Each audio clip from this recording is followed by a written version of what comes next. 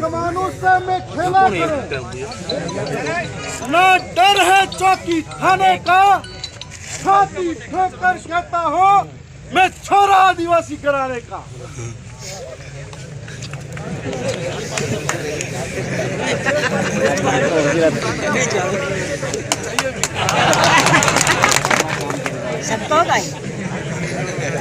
यहाँ पर पूरे देश के मूल बीज मूल मालिक अलग अलग हिस्सों से आज एक क्रांति का आगाज बनने के लिए शामिल हुए हैं। जब मध्य प्रदेश की घटना हमारे कानों तक आती है तो हमारे मन में एक विचार आता है कि आजादी के 75 वर्षों बाद जो आदिवासी मूलभूत सुविधाओं के लिए तरस रहा है, जिसे आज तक सरकारों ने इस्तेमाल किया, आज वो आदिवासी लोकतंत्र की ताकत को समझा और लोकतंत्र के अंदर अपनी भागीदारी सुनिश्चित करने के लिए लोकतांत्रिक तरीके से उस व्यवस्था का हिस्सा बनने के लिए भोपाल की विधानसभा के अंदर पहुंचा। और जब इस सिस्टम को जो नस नस में इनके भ्रष्टाचार भरा हुआ था, इस सिस्टम को खत्म करने के लिए लड़ने लगता है, तब ऐसी ओछी मानसिकता के लोग और जो सरकार की ओछी मानसिकता थी उसका प्रदर्शन होता है और एक विधायक को अपमानित करने वाली गालियां सामने आती है। तब ये विचार मन में आता है, आखिर एक क्षेत्र के अंदर जो जनप्रतिनिधि विधायक होता है वो सबसे बड़े पद पे ओहदे पे होता है, यदि वो उसका सम्मान सुरक्षित नहीं है, वो सुरक्षित नहीं है, तो इस सरकार की आदिवासियों के प्रति कैसी घृणित मानसिकता हो सकती है। हम लोगों को सोचना पड़ेगा कि ये हमारी इतनी सी जागरूकता के बलबूते दक्षिणी राजस्थान के अंदर एक नई क्रांति आई, उसके बलबूते मध्य प्रदेश, महाराष्ट्र, गुजरात के अंदर एक सामाजिक जन जागरण तेजी से रूप लेता है और हमारे लोग बोलना सीखते हैं, लड़ना सीखते हैं, जिसकी वजह से जो लोग हमारे बीच में आकर हमारे साथ में रहकर हमारा खा पी रहे थे, आज उनको ये बात गवारा नहीं लगी और आज हमारे साथ जगह जगह जहाँ तक ये बीजेपी का शासन है, वहाँ आदिवासियों के साथ धोखा हो रहा है, वहाँ आदिवासियों के साथ अन्याय हो रहा है, अत्याचार हो रहा है। आप देख सकते हो मणिपुर के अंदर आदिवासियों के घर जलाए जाते हैं, बहन बेटी को नग्न किया जाता है। आप देख सकते हो झारखंड के अंदर, आप देख सकते हो छत्तीसगढ़ के अंदर किस तरीके से विकास के नाम पर भूमि से हमारे लोगों को विस्थापित किया जाता है। आप देख सकते हो कि बस्तर के अंदर, आप देख सकते हो हमारे यहाँ पर अन्य इलाकों के अंदर कभी विकास के नाम पर, कभी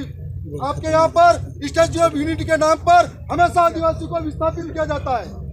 जब जब आदिवासी बोलने के लिए आगे आता है, उनके यहाँ पर सरकारी तंत्र लगाकर उनके आंदोलन को कुचला जाता है।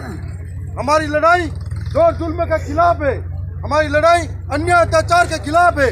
हमारी लड़ाई जल जंगल जमीन की है, हमारी लड़ाई 5वीं अनुसूची की है, हमारी लड़ाई आने वाली पीढ़ी के भविष्य की है, हमारी लड़ाई महिलाओं के सम्मान की है, हमारी लड़ाई आदिवासियों के सम्मान और अस्तित्व की है। और इस लड़ाई को जब तक लेके नहीं रहेंगे तब तक छोड़ेंगे भी नहीं, यह आप सब कहना चाहेंगे।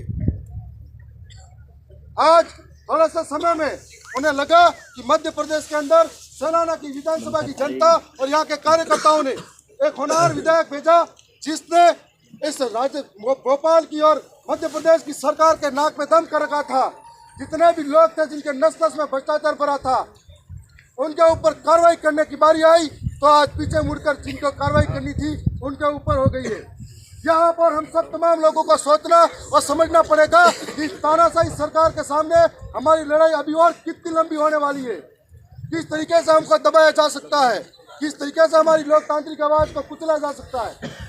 आज आने वाले समय में हम लोगों ने राजस्थान की विधानसभा के अंदर भी जब यहाँ पर पावर प्लांट का नाम आता है तब भी लड़े थे हम लोग। जब हमारे जमीन से विस्थापित होते, कभी सोने के नाम पर, कभी और खनन के नाम पर, तब भी लड़े थे, तब भी हमारे आंदोलन को कुचला गया।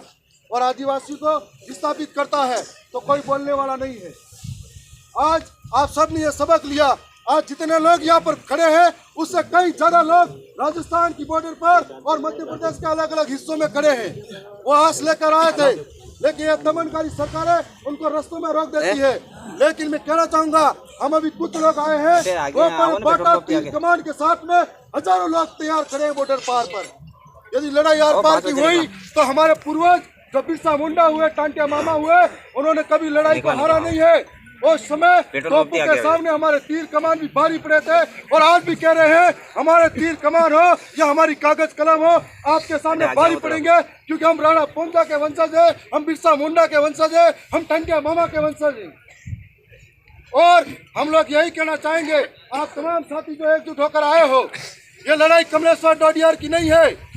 ये लड़ाई हमारे सबकी है, हमारे अधिकारों की है, हमारे अस्तित्व की है।